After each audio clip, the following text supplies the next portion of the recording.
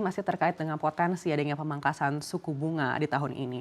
Meskipun sinyal The Fed akan melakukan pemangkasan di tahun ini, meskipun mundur tapi masih jelas akan terjadi di 2024. Bank Indonesia sebelumnya mengatakan pemangkasan suku bunga BI akan terjadi di 2025. Menurut Anda apakah ini terlalu lambat atau lebih baik langsung setelah The Fed melakukan pemangkasan? Kalau The Fed memangkas ya, Fed Funds Rate-nya, dan perkiraan pelaku pasar dan analis global itu akan dipangkas dari 5,5% ke 4,5% tahun ini, otomatis aliran modal akan keluar dari US dollar, dari aset US dollar ya, ke emerging markets. Ya.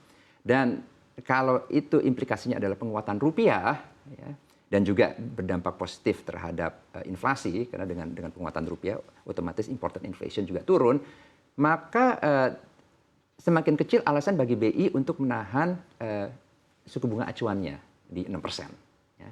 Makanya para pelaku pasar dan analis global itu banyak yang memperkirakan suku bunga acuannya BI itu akan dipangkas ke arah 5,25%, ya, 75 basis points, lebih sedikit dibanding Fed Funds Rate. Ya. Tapi menunggu Fed Funds Rate dipangkas dulu. Dan menunggu rupiah menguat dulu.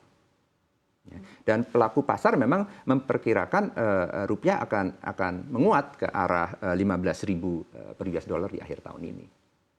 Baik, artinya memang sudah tepat yang dikatakan Bank Indonesia, lebih baik menunggu dulu untuk dampak dari pemangkasan ini terlihat di pasar, baru dilakukan pemangkasan di Indonesia. Betul, ya. Begitu. Jadi memang dalam hal ini BI diperkirakan akan menunggu suku bunga global turun dulu, khususnya Fed Funds Rate.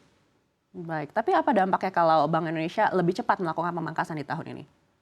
Ya, kita melihat juga kursnya ya. Salah satu alasan kenapa BI memangkas suku bunga acuannya yang terakhir kali ya, dari 5,75 ke 6% itu kan karena tekanan terhadap rupiah. Ya. Dan tekanan terhadap mata uang emerging markets bukan di Indonesia saja. Gitu ya. Apalagi dengan kekhawatiran bahwa Fed Funds Rate-nya tidak akan dipangkas di semester pertama tahun ini. Jadi suka atau tidak, mata uang itu menjadi salah satu penentu perkembangan suku bunga acuan Bank Sentral. Baik, tapi di tengah era suku bunga tinggi ya di Indonesia ini, Anda melihat ketahanan perbankan kita seperti apa sih? Bukan hanya perbankan big caps ya, tapi juga bank-bank lain yang mungkin masih berusaha pulih. Sebetulnya perbankan Indonesia ini sudah sehat semenjak program rekapitalisasi perbankan pasca Krismon tahun 97-98 ya. Dan kalau kita melihat CAR, Capital Adequacy Ratio, rasio kecukupan modal perbankan itu tinggi di atas 25%, kira-kira 27% kan ya.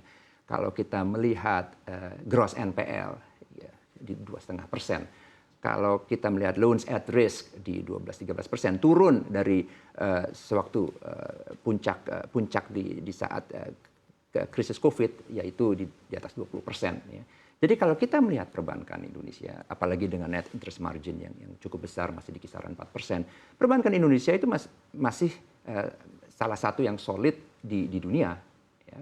Termasuk BPD dan BPR? Nah, beda. Ya, tetapi kan kalau kita bicara BPR, kan kontribusi ke ekonomi itu relatif kecil ya. Dan memang butuh konsolidasi di sektor BPR. Ya. Mungkin rasio modalnya atau struktur permodalannya harus diperkuat melalui regulasi ya, untuk memberi insentif atau memaksakan merger and acquisition. Ya. Saya masih ingat sewaktu saya kepala LPS, kita itu melikuidasi kira-kira 9-10 BPR setiap tahunnya. Ya. Dan itu adalah proses normal ya. Tetapi alangkah baiknya jika jumlah BPR ini bisa diciutkan 20-30%. Sama seperti bank umum, kalau kita melihat bank umum ya, sebelum Krismon itu angkanya di 230-an. Ya. Sekarang udah separuhnya ya. Baik, berarti Anda melihat sebenarnya upaya perbankan untuk menumbuhkan DPK di tahun ini sebenarnya masih akan terus menantang? Kembali lagi ya. Kalau kita melihat loans to deposit ratio ya, yang 84% ya, itu masih relatif aman, ya, karena batasan atasnya 92%. Ya. Dan memang bagi pemilik dana jumbo ada beberapa alternatif. Ya. Tadi saya bilang ada retail bonds, ada pasar saham yang mulai bergairah di awal tahun ini. Ya. Ada offshore dollars, ya. Karena suka atau tidak, suku bunga simpanan falas di luar negeri itu lebih tinggi daripada di dalam negeri, ya. Jadi bisa berisiko aliran modal ke luar negeri. Ya.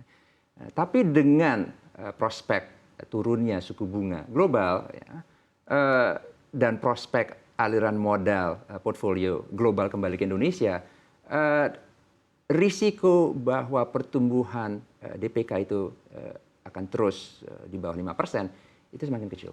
Ya. Kan normalnya kalau kita lihat pertumbuhan ekonomi 5%, ya, inflasi 3%, normalnya kredit tumbuh 8%, DPK juga tumbuh 8%. Ya. Tapi ini kan dalam keadaan yang belum normal lah, ya, belum normal. Ya. Salah satu alasannya adalah kurs suku bunga global yang belum turun-turun, ya. Adanya pilihan investasi bagi pemilik dana jumbo, ya. Dan keadaan ini akan membaik di semester kedua tahun ini. Semester kedua tahun ini, bagaimana dengan pertumbuhan kredit?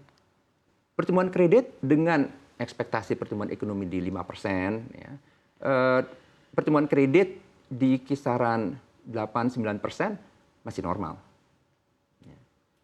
Dan selama LDR itu masih di bawah 92%, ya, secara industri, ya, industri perbankan, ya, keadaan ini masih relatif normal. Kembali lagi, ya, kita kan pernah mengalami, ya, suku bunga acuan Bank Sentral Indonesia BI, ya, di 60-an%, ya, setelah krisis moneter 97-98. Jadi bagi kita yang pernah mengalami krisis, ya, krisis finansial, apakah di tahun 97-98, apakah di tahun 2008 sewaktu krisis finansial global, keadaan ini jauh lebih baik dibanding pada saat itu. Nggak usah jauh-jauh, dibanding sewaktu krisis COVID, ya, tahun 2020, ya, jauh lebih baik. Ya. Jadi itu semuanya relatif, apalagi kalau kita melihat sejarah sektor keuangan Indonesia 25-30 tahun terakhir dan keadaan ekonomi Indonesia dibanding negara-negara yang lain. Baik, tapi